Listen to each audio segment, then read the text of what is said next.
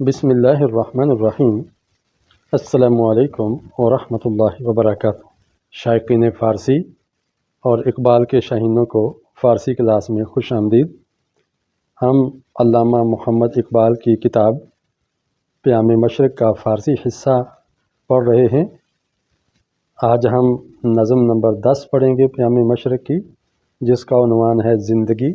اس کی ریڈنگ ہوگی، خواندگی، پھر ترجمہ ہوگا، پھر الفاظ کی تشریح ہوگی انشاءاللہ، اور اس نظم کا پیام بھی لیں گے۔ تو شروع کرتے ہیں۔ بسم اللہ الرحمن الرحیم۔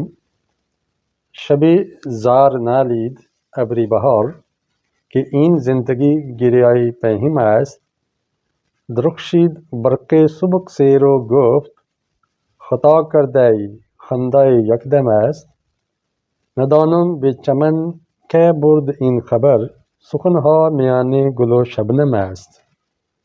ترجمہ: شب ایک شب، یہ بڑی یہ بھی ہوتی، چھوٹی یہ بھی لکھتے ہیں آج کل، یہ تنکیر کے لیے، نکرہ بنانے کے لیے عام طور پہ ہوتی ہے۔ ایک رات زار نالید، زار و قطار رویا، ابر بہار، بہار کا بادل۔ ایک رات بہار کا بادل زار و قطار رویا یعنی خوب برسا، کہ این زندگی گریائے پہم است، اور اپنے زبان حال سے کہہ رہا تھا کہ یہ زندگی تو مسلسل رونے کا نام ہے، مسلسل رونا دھونا ہی زندگی ہے۔ درخشید برق سبک سیر، ایک تیز چمکنے والی بجلی چمکی، ظاہر ہے بادل اور بارش کا موسم ہو تو بجلی بھی کڑکتی چمکتی ہے۔ وہ گفت، اور اس نے کہا، خطا کردئی، تو نے خطا کی ہے۔ یہاں بعض اوقات ای بھی لکھ دیتے ہیں جو اصل میں ہے مخاطب کے لیے، یا مخاطب کی ضمیر ہے واحد کی، تو کبھی مختصر لکھنے کے لیے یہاں ہا کے اوپر صرف حمزہ ڈال دیتے ہیں اور یوں پڑھتے ہیں خطا کردئی، تو نے خطا کی ہے، خندۂ یکدم است۔ یہ تو ایک لمحے بھر کے لیے ہنسنے کا نام زندگی ہے۔ اس نے بادل کو جواب دیا، بجلی نے، کیا آپ رونے کی بات کر رہے ہیں؟ میں تو سمجھتا ہوں کہ تھوڑی دیر کے لیے ہنسنے اور کھلکھلانے کا نام زندگی ہے۔ ندانم بے چمن کہ برد این خبر، میں نہیں جانتا کہ چمن کی طرف کون لے گیا یہ خبر۔ یہ بات جو بادل اور برق میں ہو رہی تھی، یہ گفتگو چمن میں کیسے پہنچ گئی، کون لے گیا؟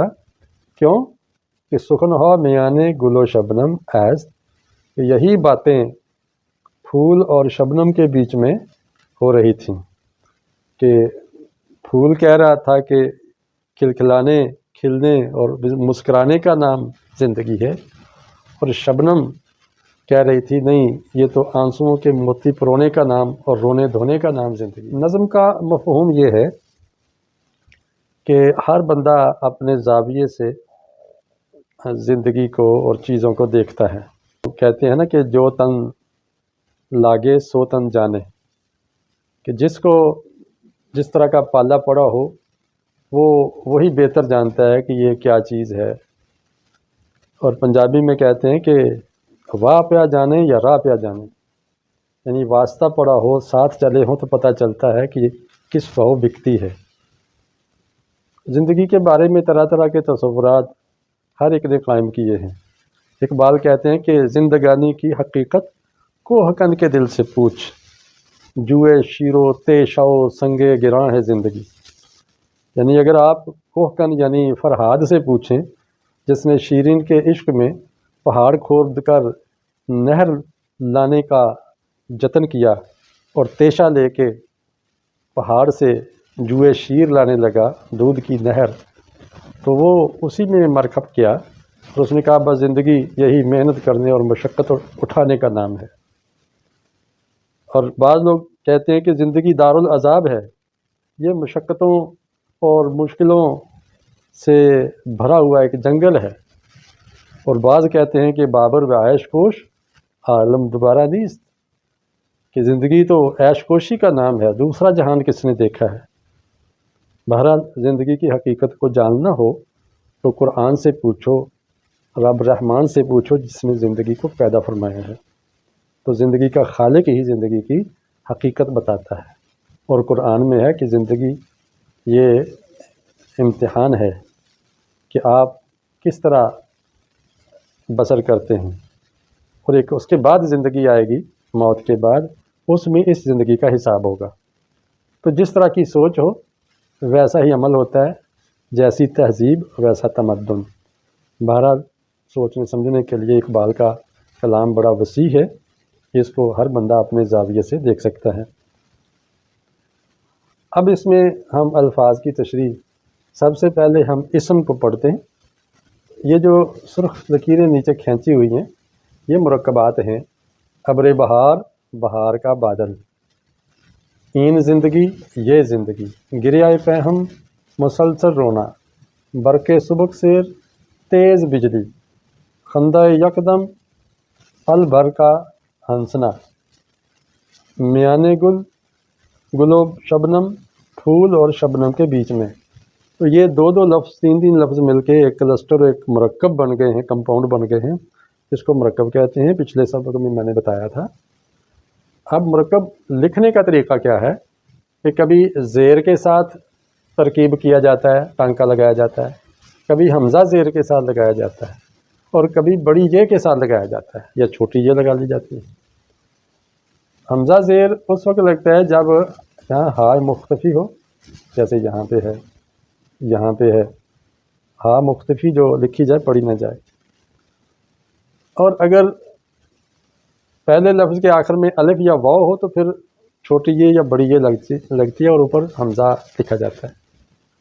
اور اس کے علاوہ باقی میں صرف زیر لگتی ہے، جیسے ابری بہار، برق سبک، میانے گل وغیرہ۔ یہ ہے لفظوں کو باہم جوڑنے اور مرکب بنانے کا، لکھنے کا طریقہ۔ اس سے آپ کا املا ٹھیک ہوتا ہے۔ میں اس لیے اصول بتا رہا ہوں، شاید آپ کو کسی کتاب میں یہ اصول نہ ملا ہو، مجھے تو کہیں نہیں ملا۔ یہ تو تدریس کے تجربے سے بچوں کو سمجھاتے ہوئے مجھے یہ راز ملا ہے۔ آپ کے لیے اگر پہلی دفعہ ہے تو کمنٹ میں ضرور بتائیے گا۔ اس کے بعد آتے ہیں کہ اس کے اندر جو افعال آئے ہیں وہ کیا ہے۔ زار، نالید، گریہ بھی مصدر سے بنا ہے، خندہ، دانم، برد، ان سب کے میں نے مصادر لکھ لیے ہیں، درخشید بھی لکھ لیا ہے۔ ان مصادر سے بنے ہوئے لفظ آئے ہیں۔ نالیدن، رونا، اس سے نالید بن گیا ہے۔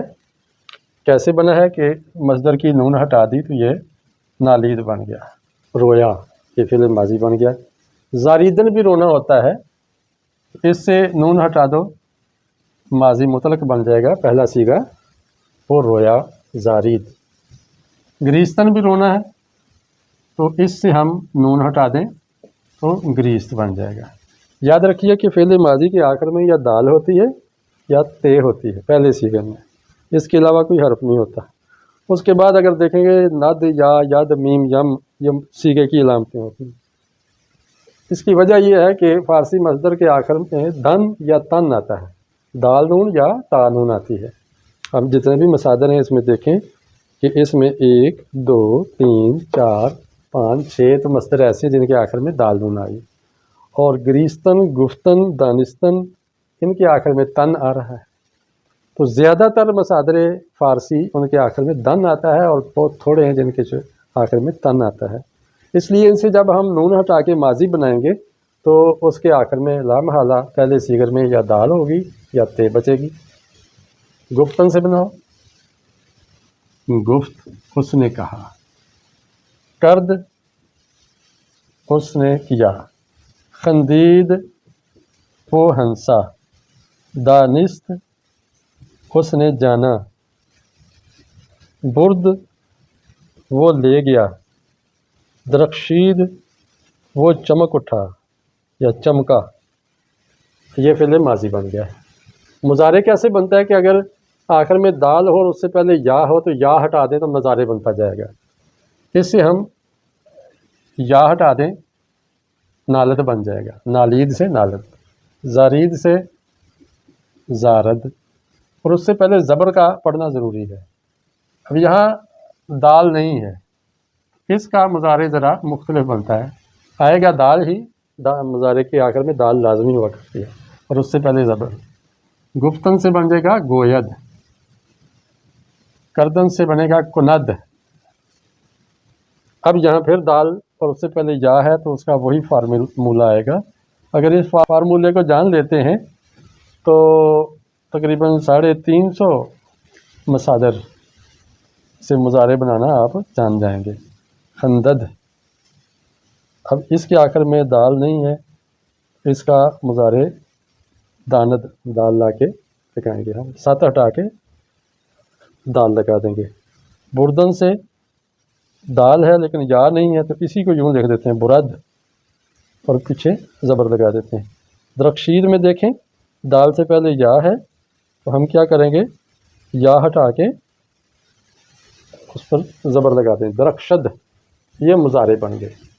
اور اردو میں مضارع کا ترجمہ یوں کرتے ہیں، نالد روئے، آخر میں بڑی یہ آ جاتی ہے، روئے روئے روئے، کہے کرے، ہنسے جانے، لے جائے اور چمکے، اس طرح آخر میں بڑی یہ آ جاتی ہے، یا مجہول جسے کہتے ہیں۔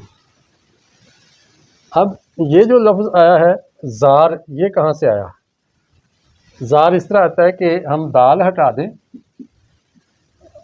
مضارع کی تو یہ فعل امر بن جاتا ہے، اور فعل امر کبھی کبھی مصدر کا معنی اور حاصل مصدر کا معنی دیتا ہے، اور کبھی حالیہ کا معنی دیتا ہے، یہ میں بعد میں انشاءاللہ بتاؤں گا۔ گرید سے یا گریا کیسے بن گیا؟ کبھی ایسا ہوتا ہے کہ جو دال مضارع کی ہٹا کے ہے لگا دیتے ہیں تو اس سے بھی مصدری معنی بن جاتا ہے، حاصل مصدر بن جاتا ہے، اس کو کہتے ہیں گریا۔ یہ حاصل مصدر میں نے اوپر لکھا ہوا ہے۔ گفتن سے گوید ہے، گوید سے حاصل مصدر بن جاتا ہے گویا، دال ہٹا دیں اور الف لگا دیں گویا۔ اور گفتگو بھی استعمال ہوتا ہے، وہ گویا ہوئے یعنی اس نے بات کی، اور گفتگو بھی اس سے ہے، حاصل مصدر بن گیا۔